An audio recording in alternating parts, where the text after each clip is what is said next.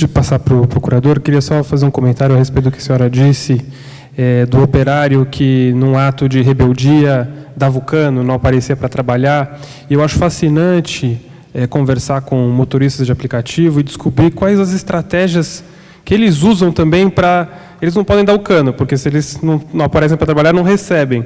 Mas as várias estratégias que vão sendo articuladas, né, de deixar vários aplicativos ligados ao mesmo tempo, de esperar o cliente cancelar a corrida para que ele ganhe R$5. Então, quer dizer, vão se criando também formas de resistir, né, de lutar contra essa figura sem rosto, né? Não é o patrão, é o aplicativo, né? Mas é um tema, acho que fascinante, fértil para quem também está pesquisando isso agora, né? Procurador? Obrigado, João. Boa tarde a todos e todas. É um extremo prazer estar aqui com vocês, falando sobre o filme, conversando, estar aqui junto com vocês, né? O Ricardo, estivemos recentemente juntos em Recife, o Caju, a Lucy, que eu não conhecia, estamos juntos aqui pela primeira vez. Eu acho que, se eu queria também, como o Caju começou a falar o depoimento do filme, também vou fazer um depoimento sobre o filme, né? Porque quando eu dei a entrevista, eu fui o primeiro a ser entrevistado, né? Então, tudo que eu falei ali, eu falei há 2 anos atrás. Muitas coisas passaram debaixo disso, a nossa percepção é muito maior do fenômeno ali. A gente estava começando a pensar sobre isso que estava surgindo, né? A gente estava mais ou menos no rumo certo, né? Mas o filme, e eu já falei isso da outra vez, né? Quando nós estávamos juntos, você não estava, ô Caju, eu acho que o filme ele partiu para um outro rumo do que se pensava no início, e eu achei sensacional. Eu falei isso quando a gente estava, porque de início estava se pensando em falar sobre Uber, né, sobre a condição desse tipo de aplicativo, e se expandiu para diversas formas de trabalho por aplicativo, o que demonstra a capacidade de expansão do modelo, de atingir qualquer um, né? Então o filme dá essa sensação. Se pegou o goleiro da pelada, né, vai pegar todo mundo, né? Se pegar o goleiro da pelada, vai pegar o professor, vai pegar o médico, vai pegar o procurador, o juiz, seja lá quem for, vai pegar nisso, o repórter, todas as pessoas. Ninguém está a salvo desse tipo de modelo, e isso o filme mostra muito bem. Vai numa crescente e vai falar, nossa, agora mesmo sou eu que apareço ali num aplicativo ali. E é essa a intenção. Na semana passada foi anunciado no governo inglês que ele quer uberizar o sistema de saúde lá. Então todos os médicos e enfermeiros seriam chamados a partir da necessidade por meio do aplicativo. Isso é interessante, né? Eu acho que outra coisa que nós temos que pensar, e que o filme pode nos fazer refletir, e o que a Lucy falou aqui é extremamente importante para isso, é para nós entendermos que o que está causando isso não é a tecnologia. A tecnologia é um facilitador disso.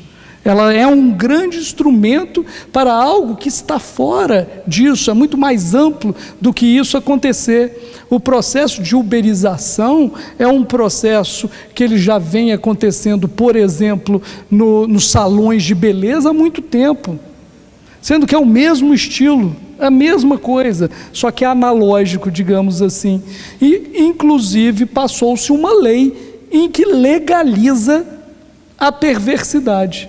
Legaliza esse tipo de sistema em que as pessoas elas são consideradas como parceiras para fazer a unha das pessoas. Está no salão ali em que o senhor feudal, que é o dono do salão de beleza, entrega um pequeno espaço, que seria ali uma gleba, para que aquele servo possa, em troco de um percentual, ou seja, de uma corveia, ele vai pagar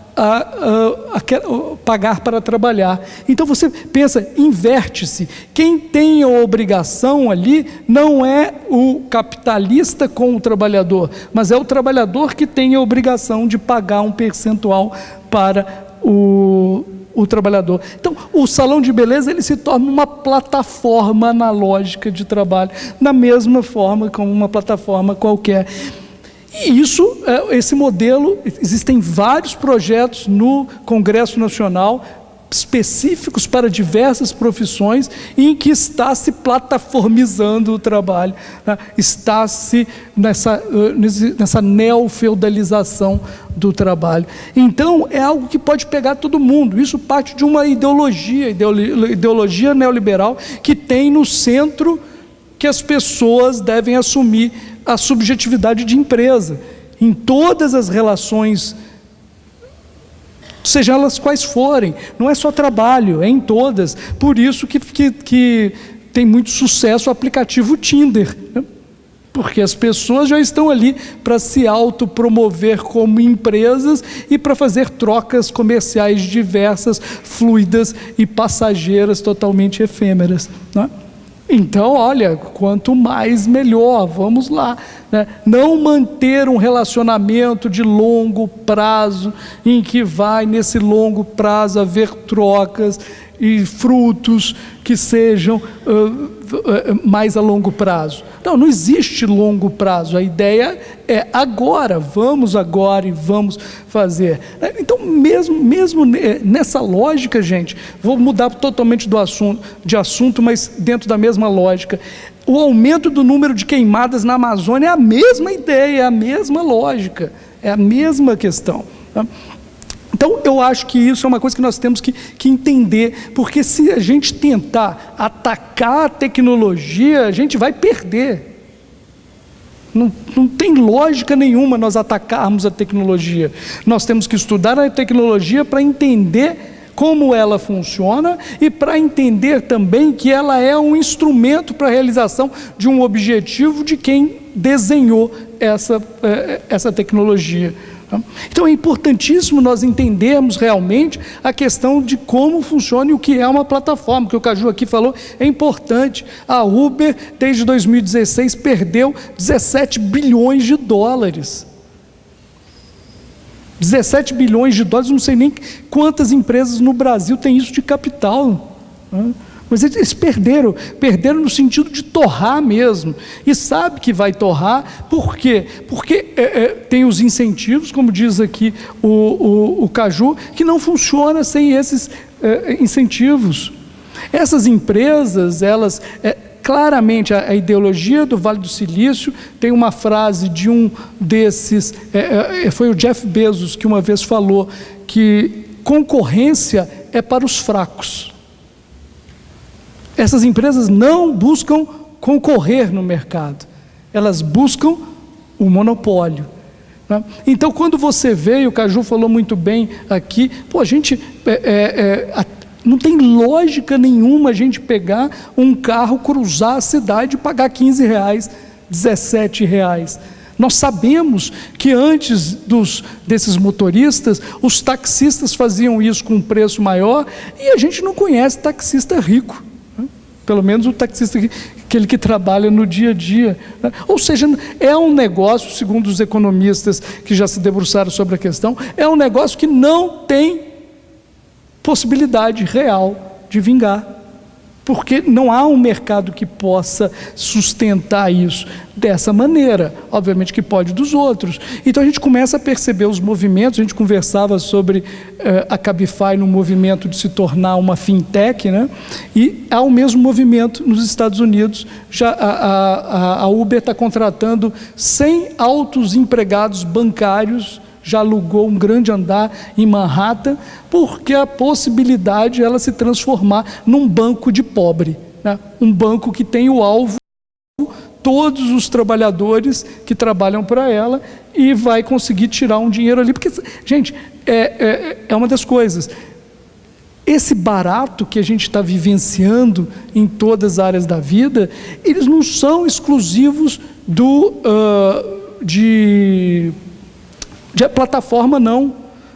Nós temos a questão que a gente está careca de saber, que nossas roupas baratas, elas são realizadas porque tem um trabalho muito barato por trás, muito, extremamente barato por trás, né? Nós sabemos disso, né?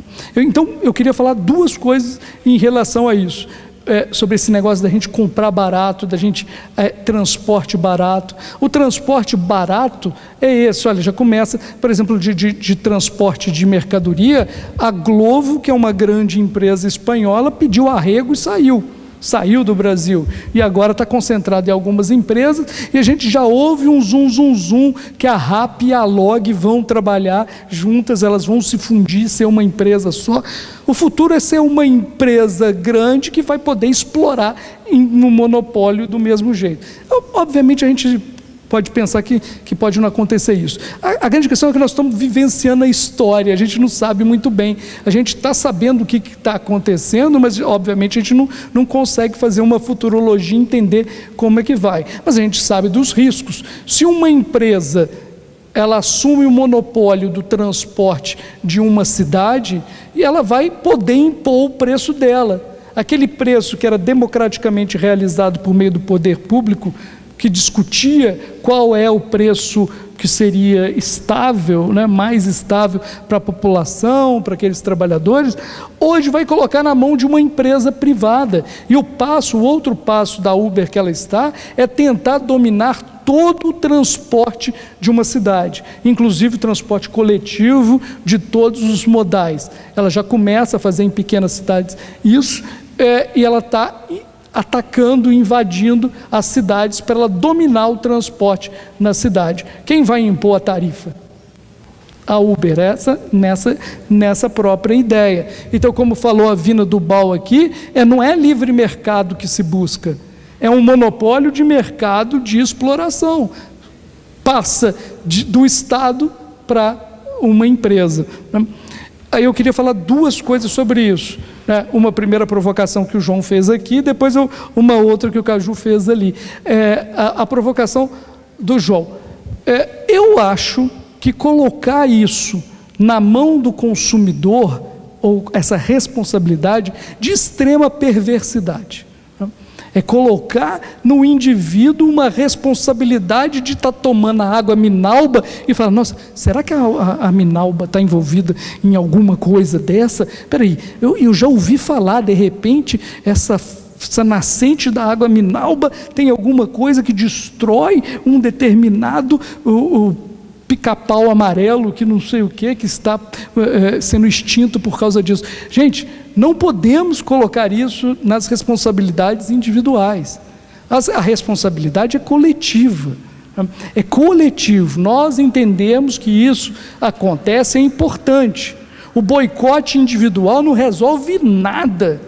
O que resolve é nós coletivamente nos mobilizarmos, manifestarmos.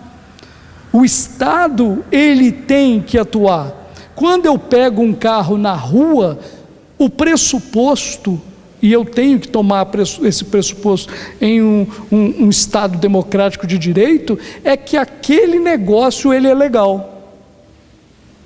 Aquele negócio ele é legal. Os interesses todos de uma sociedade estão sendo observados ali naquele ponto. O indivíduo ele tem que partir desse pressuposto aí. Então ele vai falar, não, então eu vou pegar isso aqui porque ele está legal, né? Eu vou dizer, então, em determinado momento posterior, olha, eu estou vendo aqui, estou conversando com o motorista da Uber, estou vendo que não é muito bem assim, o discurso não é muito bem isso. Então eu vou me movimentar, eu vou manifestar coletivamente que nós temos que garantir os direitos dessa pessoa, porque eu estou vendo aqui que se hoje eu pago R$17, essa pessoa é que na verdade está subsidiando o meu transporte barato, é ela e a Uber, porque isso é verdade, né? Há um subsídio muito grande, é o dinheiro que está indo da classe pobre para a classe média, né? No transporte, no iFood, na comida barata que chega em casa da gente.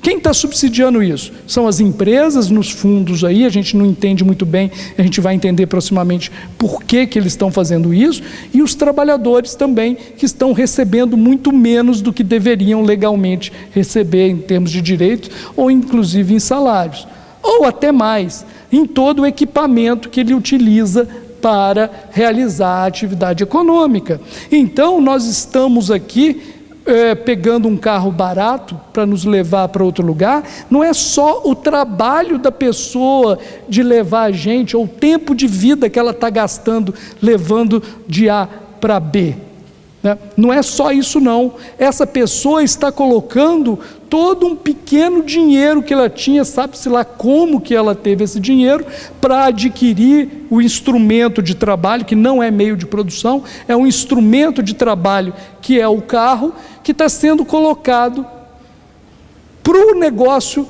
da plataforma funcionar. Então é mais do que só esse tempo, é um pequeno capital, se podemos dizer isso, investido, que ele investiu naquele instrumento de trabalho e que está sendo gasto para subsidiar o transporte barato. Então, essa é uma coisa que a gente tem que ter claro na nossa cabeça, que ele está subsidiando. E mais, o Caju falou do subsídio, é interessante notar que essas empresas ou não pagam ou pagam pouquíssimo imposto. Pouquíssimo imposto. Isso se chama subsídio, gente. Quando vem o discurso que o Estado deve deixar todos por si só, que o livre comércio vai resolver, que é a mão invisível do mercado, essa coisa como se fosse, né, o Deus lá mexendo nas coisas, isso é para nós. Para eles querem um Estado forte, que vai dar o subsídio para eles. Toda grande empresa teve subsídio em imposto e também em dinheiro, pelo governo, principalmente o governo americano.